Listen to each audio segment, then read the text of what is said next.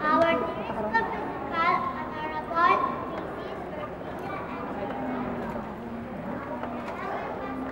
Pastor Ed Kilang, teachers, parents, my fellow graduates, and to our guest speaker, Pastor Neil Paras, ladies and gentlemen, a pleasant morning to all. Sir, wag po patayin muna ang ilaw.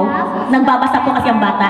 Class, I would like to say thank you all for coming here today to celebrate this memorable event, Graduation Day. Preschool Day is a very exciting and challenging because we're not just learning how to read, write, well, but we also enjoy all the activities of the school, like field trip and foundation day.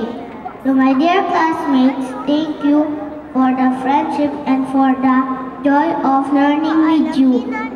We have just started our journey in learning, and there is yet a long way to go through. So many more to learn. Thank you to all our teachers, Teacher Baby, Teacher Mimi, Ma'am Jean, and Madam, for your tender, loving care, great love and patience. We may forget you, but what you founded upon our young hearts and minds will always be part of us.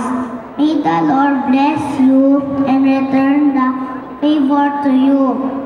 I would like to say thank you to my loving daddy and mommy who gave me so much love and always there to guide me.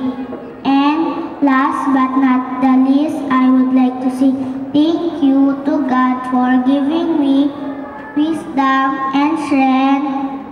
I promise to bring all the learnings I've learned from this school to my next journey.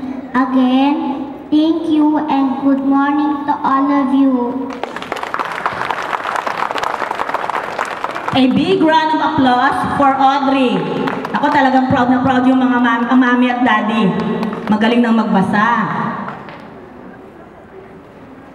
Okay.